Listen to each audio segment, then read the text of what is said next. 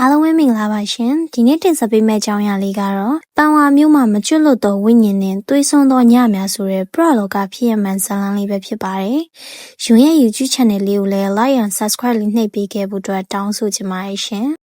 ပန်ဝါမြို့ရဲ့အေးဆက်လာရဲ့တောင်တန်းကြီးတွေကြားမှာအမှန်တရားတစ်ခုဟာနှင်းထုတွေအောက်ကိုမြုပ်နှံခံခဲ့ရဘူးပါတယ်။ဒါပေမဲ့မကျွတ်လွတ်တဲ့ဝိညာဉ်တစ်ခုရဲ့နာကြီးချက်ကတော့ຫນွေရောက်လည်းအရင်မပြောနိုင်ခဲ့ပါဘူး။ပန်ဝါမြို့ရဲ့စောင်းညတွေကပုံမှန်ထက်ပိုအေးဆက်ပါတယ်။မြူနှင်းတွေဝေမိုင်းနေတဲ့လမ်းမထက်မှာလူသူကင်းမဲ့နေတတ်ပေမဲ့လွန်ခဲ့တဲ့တစ်လကတော့အဲ့ဒီတိတ်ဆိတ်မှုအသေးရစရာအော်ဟစ်တန်တွေကဖြိုခွင်းခဲ့ပူပါတယ်။သူမဟာရိုးသားပြီးအေးအေးဆေးဆေးနေတတ်တဲ့ပန်ဝါမြို့သူလေးတစ်ယောက်ပါ။ဒါပေမဲ့လူမဆန်တဲ့တရိတ်ဆန်စိတ်ပေါက်နေသူ၃ဦးရဲ့စောင့်ကြိုဖြတ်စည်းမှုခံခဲ့ရပါတယ်။သူမကိုအုပ်စုလိုက်မဒိန်ချင်းုံနဲ့မကပဲတက်တေဖြောက်ဖို့အတွက်ကြောက်ထဲကိုတွန်းချတပ်ဖြတ်ခဲ့ကြပါတယ်။သူမတည်ဆုံးမှုကမတော်တဆမှုအဖြစ်ဖုံးကွယ်ခံလိုက်ရပေမဲ့တရားခံတွေဖြစ်တဲ့ကျော်ကြီးဖိုးထောင်နဲ့ဆိုင်းလူတို့ကတော့သူတို့ကိုသူတို့လွတ်မြောက်ပြီလို့ထင်မှတ်နေကြပါတယ်။သူမတည်ဆုံးပြီး9ရက်မြောက်ညမှာကျော်ကြီးတယောက်အိမ်မတယောက်ထဲအရက်တောက်ပြီးအိပ်ပျော်နေစဉ်ထူးဆန်းတဲ့အဖြစ်အပျက်တစ်ခုစတင်ခဲ့ပါတယ်။အခန်းထဲမှာအေးဆက်တဲ့လင်းချင်းတစ်ခုဖြတ်ပြေးသွားပြီ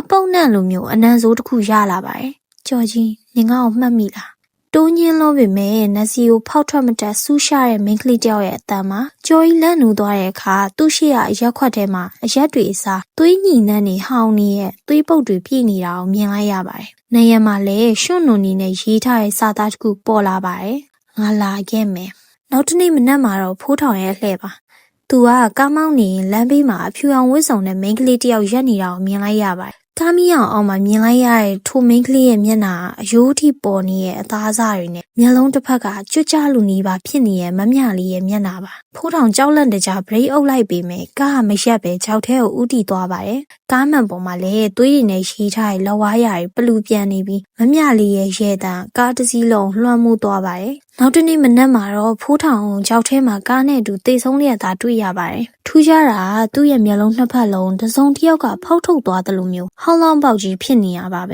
ကျော်ကြီးနဲ့ဆိုင်းလူတို့ကြောက်လန့်တကြားနဲ့ဖုံကြီးเจ้าမှာသွားပုန်းနေကြပါတယ်။ဒါပေမဲ့မမြလေးရဲ့နာကြီးချက်ကအဆောင်ရောင်နေထပ်ပို့ပြီးတော့ပြင်းထန်ပါတယ်။ညသကောင်မှာကျော်ကြီးကအိမ်မက်ရောင်ပြီးကျောင်းဝင်းထဲကရေတွင်းဟောင်းစီကိုလမ်းလျှောက်သွားပါတယ်။ဆိုင်းလူကလိုက်တားပေမဲ့ကျော်ကြီးရဲ့ခန္ဓာကိုယ်ကသူကိုယ်တိုင်ထိန်းချုပ်ထားတာမဟုတ်တော့ပဲတစုံတစ်ယောက်ကကြိုးဆွဲနေတယ်လို့တောင်းတောင်ကြီးဖြစ်နေပါတယ်။ရေတွင်းသားရောက်တဲ့အခါနင်တို့ငါ့ကိုဒီလိုပဲလုပ်ခဲ့တာမဟုတ်လားဆိုတဲ့အတန်နဲ့အတူကျော်ကြီးရဲ့လေပင်ကိုမမြင်ရတဲ့လက်တစ်စုံကညှစ်လိုက်ပါတယ်။ဆိုင်းလူကကြောက်လန့်တကြားကြည့်နေရင်ကျော်ကြီးရဲ့ခန္ဓာကိုယ်ကလေထဲကိုမြောက်တက်သွားပြီးအယိုးတွေကျိုးကြည့်ရဲ့အတန်ထွက်ပေါ်လာပါတယ်။ကျော်ကြီးရဲ့ရှာကအပြင်ကိုထွက်ကျလာပြီးမျက်လုံးတွေကသွေးဆုပ်ဖြူရောကတိတ်ဆုံးသွားခဲ့ရပါတယ်။ဆိုင်းလူကကြောက်ကြောက်လန့်လန့်နဲ့ရဲစခန်းကိုပြေးသွားပြီးသူတို့ပြုတ်လုပ်ခဲ့တဲ့အမှုမှန်သမျှဝန်ခံလိုက်ပါတယ်။ကျွန်တော်ကိုဖမ်းပါထောင်ထဲမှာပဲနေပြရစီအပြင်မှာသူမရှိနေတယ်လို့အော်ဟစ်တောင်းပန်နေပါတယ်။ဆိုင်းလူကရဲစခန်းအချုပ်ခန်းထဲမှာရောက်နေပေမဲ့သူ့လုံခြုံတယ်လို့မခံစားရပါဘူး။အချုပ်ခန်းရဲ့တောင်စွန်းမှာအမြဲတမ်းဆိုထိုင်းတိုင်းဖြစ်နေပြီးရွှွန့်နွန်နန်းတွေရနေတတ်ပါတယ်။တညမှာတော့အချုပ်ခန်းထဲကမီးချောင်းကတစ်ဖြက်ဖြက်နဲ့ငိမ့်သွားပြီးအမှောင်ထုကလွှမ်းမိုးသွားပါတယ်။ဆိုင်းလူအိပ်ရာထဲမှာကွေးနေတော့သူ့ခြေထောက်ကိုအေးဆက်ဆက်လက်ချောင်းတွေကလာရောက်ကင်တွယ်နေအောင်ခံစားလိုက်ရတယ်။သူမျက်လုံးဖွင့်ကြည့်လိုက်တဲ့အခ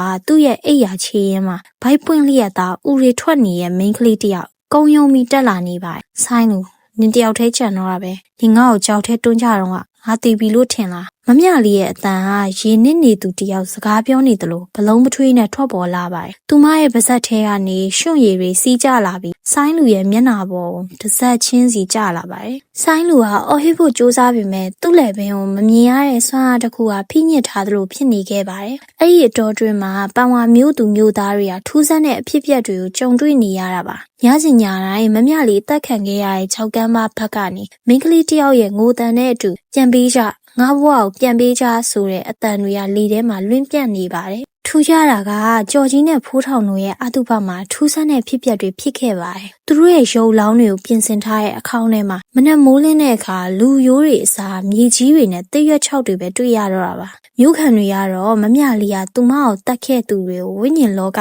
အထိဆွဲခေါ်သွားပြီလို့ယုံကြည်နေကြပါတယ်။အချုပ်ခန်းထဲမှာတော့ဆိုင်းလူကယူသွမတက်ကိုဖြစ်လာပါတယ်။သူကနိုင်ရန်တွေကိုလက်သေးတွေနဲ့ကုတ်ချစ်ပြီးငါ့ကိုတတ်လိုက်ပါတော့ငါ့ကိုလာမခေါ်ပါနဲ့တော့လို့တွတ်တွတ်ရွတ်နေပါတယ်။နောက်ဆုံးညမှာတော့အဆောင်ရဲသားအချုပ်ခန်းထဲကနေထူးဆန်းတဲ့ရုံရင်းဆန်ခတ်အတန်တွေကြားလို့ပြေးချီရဲ့အခါဆိုင်းလူကလေထဲမှာပက်လက်လန်လျက်သားအနေထားနဲ့ ဒါဆောင်တယောက်ကသူ့ရင်ဘတ်ကိုခွဲနေတယ်လို့မျိုးအသားတွေလွင့်စွင်ထွက်နေရအောင်မြင်လိုက်ရပါတယ်။ဆိုင်းလူရဲ့မျက်လုံးတွေကအပြင်ကိုပြူးထွက်လာပြီးသူ့ရဲ့နောက်ဆုံးထွက်သက်မှာမမျှလေးတောင်းပန်ပါတယ်လို့ပြောရင်ခန္ဓာကိုယ်တစ်ခုလုံးကျိုးချေပျက်စီးပြီးတိတ်ဆုံးသွားခဲ့ရပါတယ်။အဲ့ဒီအချိန်မှာပဲအချုပ်ခန်းနိုင်ရမှာသွေးနဲ့ရေးထားတဲ့စာသားတစ်ခုပေါ်လာပါတယ်။သွေးကြွေးဆက်ပြီးနောက်တစ်နေ့မနက်မှာတော့ပန်ဝါမျိုးလေးဟာထူးထူးခြားခြားနေအောင်ချီလင်းလက်လာပါတယ်။မမျှလေးအသက်ခံခဲ့ရတဲ့နေရာမှာပန်းဖြူလေးပွင့်နေတာကိုတွေ့ရပါတယ်။မြို့သူမြို့သားတွေကသူမအတွက်ကောင်းမှုကုသိုလ်တွေလုပ်ပေးကြပြီးအမျှဝေပေးခဲ့ကြပါတယ်။ဒါပေမဲ့ပန်ဝါမျိုးရဲ့အမှောင်ဆုံးညတွေမှာလမ်းမထက်မှာတယောက်တည်းရှောက်သွားနေတဲ့အမျိုးသားတွေကအဖြူရောင်ဝတ်စုံနဲ့မိန်းကလေးတယောက်ကိုတွေ့ရင်လှမ်းကြည့်ရကြတော့ပါဘူး။ဘာလို့လဲဆိုတော့မတရားမှုတွေရှိနေသူရဲ့မမျှလေးရဲ့ဝိညာဉ်ဟာတောင်တန်းတွေပေါ်မှာစောင့်ကြည့်နေအောင်မှမို့လို့ပါပဲ။ဟုတ်ကဲ့ပါပရိသတ်ကြီးရှင်ဒီကနေ့ရဲ့ဇာတ်လမ်းလေးကတော့ဒီမှာပဲပြီးဆုံးသွားပါပြီ။အဆုံးထိနားဆင်ပေးခဲ့ကြတဲ့အတွက်အားလုံးကျေးဇူးအများကြီးတင်ပါတယ်ရှင်။